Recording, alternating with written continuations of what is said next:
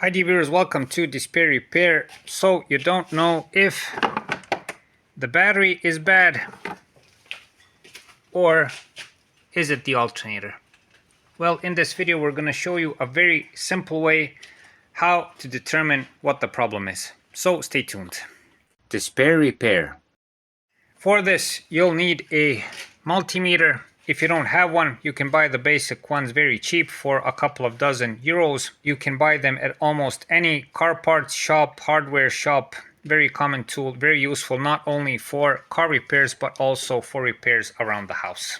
So how will you determine is the battery or the alternator bad? Well, it's very simple. You will measure the voltage of the battery itself with the multimeter and the voltage coming from the alternator to the battery. For all of our viewers that don't know how the whole system works, in short, when the engine is not running, the main electricity supply for the whole car comes from the battery. For the ignition, for the starter, for getting the engine running, the battery is the main supply. Once you start the engine, that role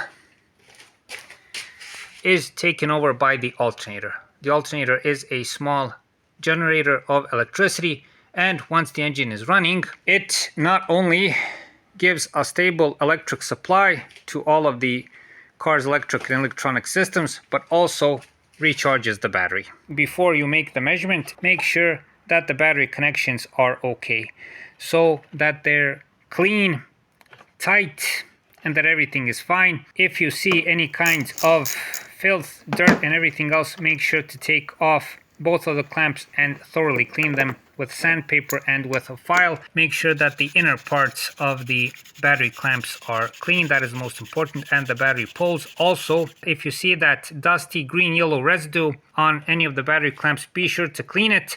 But that is a telltale sign that the battery is on its last legs. Why am I telling you this? Well, lots of times these problems are caused by dirty battery terminals or poles, and lots of times people buy new batteries and new alternators give a lot of money because of this simple problem. Now, the first thing you will do is measure the voltage of the battery. To do that, set the multimeter to 20 volts direct current. This is very important. Since we are measuring up to 14.5 volts, make sure that the measurement is bigger than that. That's 20 on almost all multimeters, and make sure it's direct current, since the whole electric system of the car is direct current. Next, sorry, I'm doing this filming all with one hand, so I hope you don't mind. Put the red tester onto the positive battery terminal and put the black tester on the negative battery terminal, like this. This is what it's supposed to look like. Once more, the red tester on the positive terminal, the black tester on the negative terminal, and after this, make sure that the contacts are good so you get a good reading. After this, check the value on the multimeter.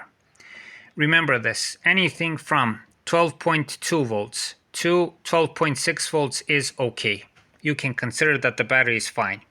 Anything under 12.2 volts, you may see 11 volts, even 10.5 volts. Anything between 11 and 12 volts is bad, and you should consider changing the battery. I would recommend, if you have the possibility and if you see that the battery voltage is low even after recharging, so you put it on the car, you wait for, let's say, an hour or two, and you check the voltage and it is under 12 volts, if you have the possibility, I would recommend to additionally check the battery with a tool that puts load on the battery. If you take out the battery and take it to a shop or take it to a part shop or anything else, they have this tester. They put a load between the plus and minus battery terminal, and it will show under load that the battery is good or bad. This is an additional test, and I would recommend doing this, especially if the battery is more expensive, okay? If it's for a start-stop system, if it's for a more expensive car, I would, before buying a battery, also do this. But with the multimeter, like I've shown you, if the voltage is anything from 12.2 to 12.6, you can consider the battery okay. Once you've checked the battery voltage, it's time to check the alternator voltage. So leave everything the same and start the engine.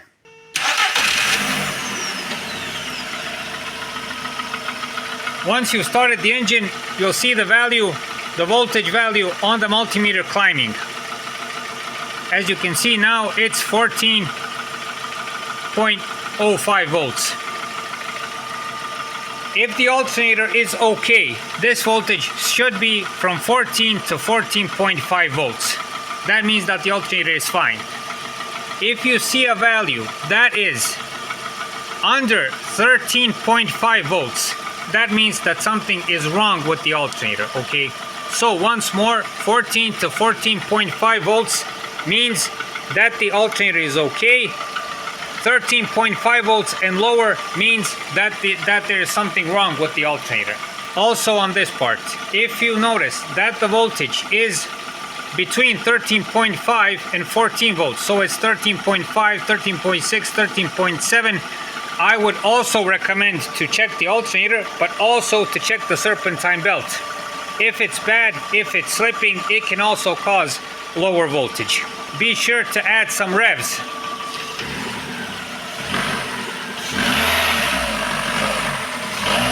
When adding revs, the voltage should be almost the same, so a small fluctuation is okay.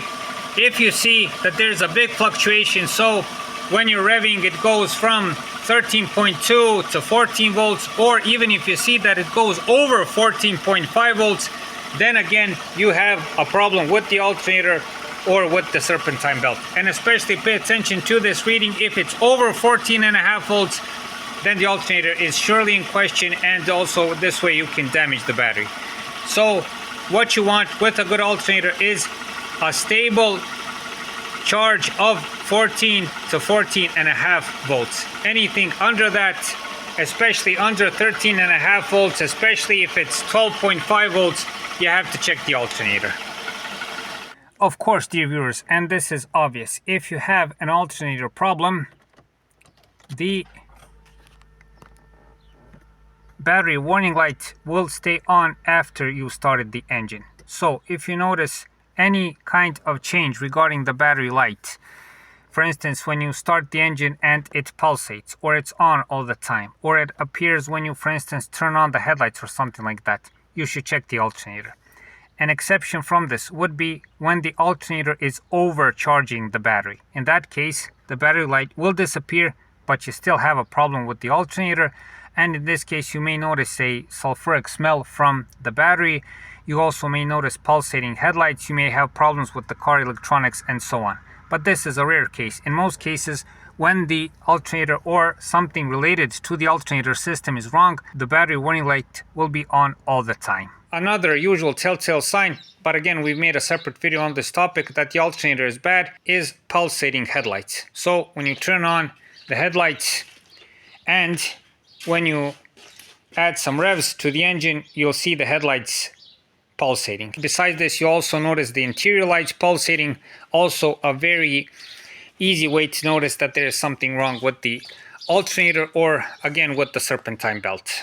So dear viewers, to conclude, a very simple method, provided you have a multimeter. If you don't have one, and if you're a DIY enthusiast around the house or around the car, I would again recommend to buy it. For a couple of dozen euros, it may save you a couple of €100 or dollars. So dear viewers, that's it. I hope this video helps. I hope it helps you conclude what the problem is. Once more, don't run and buy a new battery and a new alternator.